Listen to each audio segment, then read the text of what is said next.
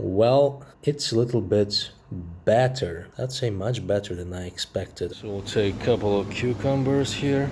These are nice. The lemon. Yeah, we'll need some onion as well. Alessa? No luck with the ginger today, but we have some beetroot, so we'll try to cut something really serious. Wusthof. You must have heard about it. It's a very famous brand, and people who are even remotely interested in cutlery must have heard it at least one time. Some people who like Japanese knives don't really like German knives, and vice versa. German knife lovers don't really like Japanese knives. So let's see how it cuts, how it looks, how it feels, and let's see whether this is something you actually want to have in your kitchen. There was a really good deal. I bought them for cheaper price, and I may actually give one as a present if I consider this knife to be worthy to be a present. The knife itself. Okay, we got this nice little thing here that prevents the knife to cut the packaging. It's a little bit better than I expected. I expected to have a regular knife, but this is, well, don't get me wrong, this is not Japanese, but this does look like a piece of art to me.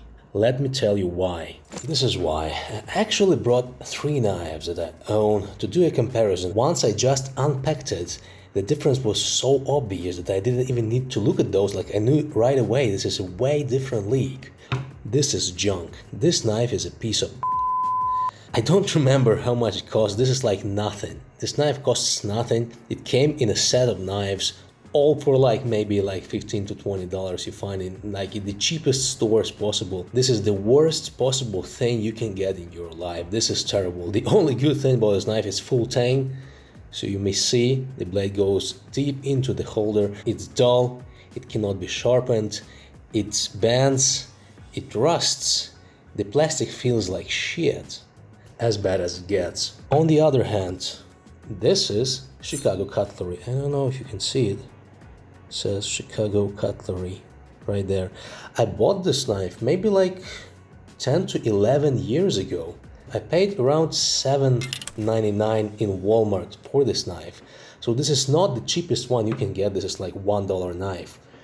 This is $7.99. This is more expensive, and I consider this knife to be a very good thing. I mean, because probably I haven't had anything better than this one prior to it.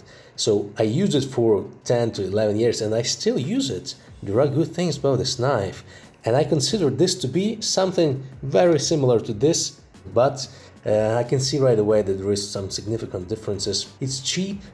It's reliable. It's surprisingly well built for the price. It has nice finish, no sharp edges, full tang. It's quite thick. It can hold a lot of damage, and I mean, it never broke. Nothing happened to it. It never chipped. Yet it's soft. It is soft, that's why it never chipped. But you know, you can open cans with it. On the other hand, this is something way different. I have just unboxed it, but it's light. At the same time, it's balanced. It doesn't feel like there is some excess material in my hand. It feels like it's made for my hand. It will depend on the hands, of course, but it feels amazing. You can do something very fast with it. I see it right away. We may compare it to something like this. It costs $8. This is not balanced at all. The handle is heavy. This is some kind of soft steel, though not the worst one you can get. You see, it's 11 years old, it's still good. It sharpens well, but it holds the edge for probably like 2 to 3 days, and then it's gone. This is still soft steel. This is German proprietary steel that Wusthof uses for all of their knives. It's highly praised, it's good, it's reliable, it's kind of soft, which is sometimes good. However, the retention is not that good. You have to hone it regularly, you have to sharpen it way more regularly than some, for example, BG10 knives. But still it's good, because you're not afraid that if it drops, it will not chip, nothing will happen to it. You may open cans with it. I don't think I will do it, but I think you can if you really need to. The Rockwell is around 56 to 58, which is not hard, but good enough. And regarding the handle, all the corners are soft, nothing sharp there, and the plastic itself, it's brand new from the factory, but it feels much better. The texture This feels a little bit cheaper, which it is, but still. Let's do some paper cut tests. Not impressive, I'll tell you right away. This is brand new from the factory. No, this paper is soft. This is not a regular A4 paper, but I mean, if I try hard, I can cut it nicely if I do it fast, but now it tears. It tears the paper. I mean, this is not a VG10, this is way softer steel, and actually I did not expect this woodcut paper at all. It does, so I reckon that's good. Could be worse. Yep, it's nice. Oh, I almost cut myself, come on. I'm not a professional cook, guys, so don't expect some flair here, but I mean, the sharpness is good. It's not like Shun or something like Masamoto, but the balance, I actually like it more than Japanese, maybe because I'm European, who knows, but it feels like it was created for my hands. I'm not sure whether I'll be able to perform this exercise after it gets dull in a couple of weeks. Maybe not. Right now it cuts good. We'll see how long it stays sharp. Let's try the cucumber. Right away I feel more resistance that I would feel from a Japanese knife. It's not that easy gliding. And ergonomically wise, it feels a little bit more comfortable in my hand than Japanese knives. You see, that's the paring knife. This is what is intended for. It's intended to do this work, and because it's a little bit more soft, you are not afraid to cut your finger like this. Again, I'm not sure whether this is the proper technique. I never studied to be a cook, but from what I know, if you take the VG10, the sharp knife, and you do something like this, your finger will get cut repeatedly, and that hurts a lot. But if you do this with this knife, it's good. I like it already. It's amazing. Okay. It cuts really easily, but I do feel, you see, this is a soft product. I do feel the resistance. Beetroot, this is a little bit more hard. Yep. It feels more hard. It's definitely gives a lot of resistance. Maybe I'll need to sharpen this knife way more often, maybe. But that's the price you have to pay. Lots of resistance. Lots of resistance. Yep. And let's try lemon. Lemon is especially important for me since I'm a bartender. I changed my profession, but still, once you're a bartender, you always stay a bartender. So I cut a lot of lemons back in the day. I would not prefer to have this knife in bar. Nope. Too much resistance. Nope. Definitely Japanese is way to go for lemons. Okay, well, you have to cut a lot. You need to do precise, sharp cuts to make it look nice for all of the garnish. And this is a new knife. It already gives me this type of resistance. Nope. I would definitely get the VG10 at least for this type of work. And so we'll get an onion. For onion, it actually feels surprisingly good. Yep. Some resistance there, but I like the way it feels for the onion. Yep.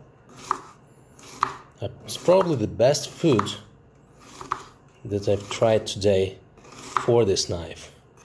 It feels like it was created for the onion. I don't know what the reason is, but just that strange feeling that I get.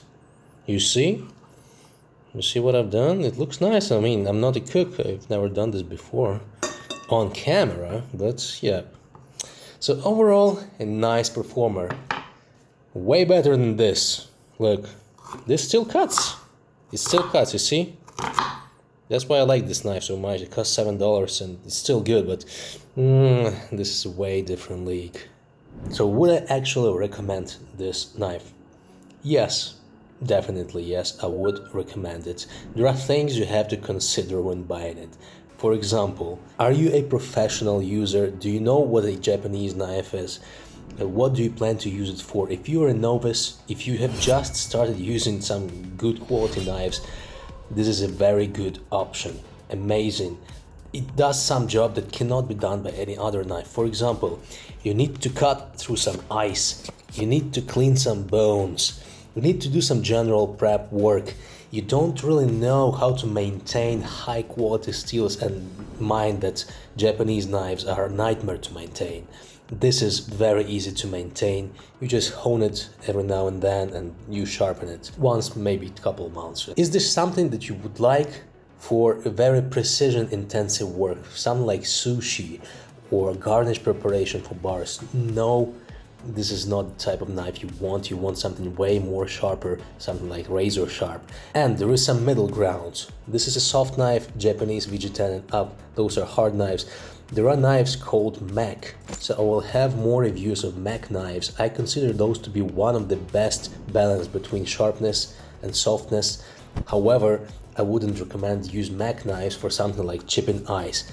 And this can definitely withstand that, so this is good for that job. So this is a very good overall performer. Imagine you give a present to your grandmother, a person who never used something like Japanese knives. She doesn't know how to maintain them. She doesn't know sharpening techniques. You know, you need to have some proper techniques to sharpen those.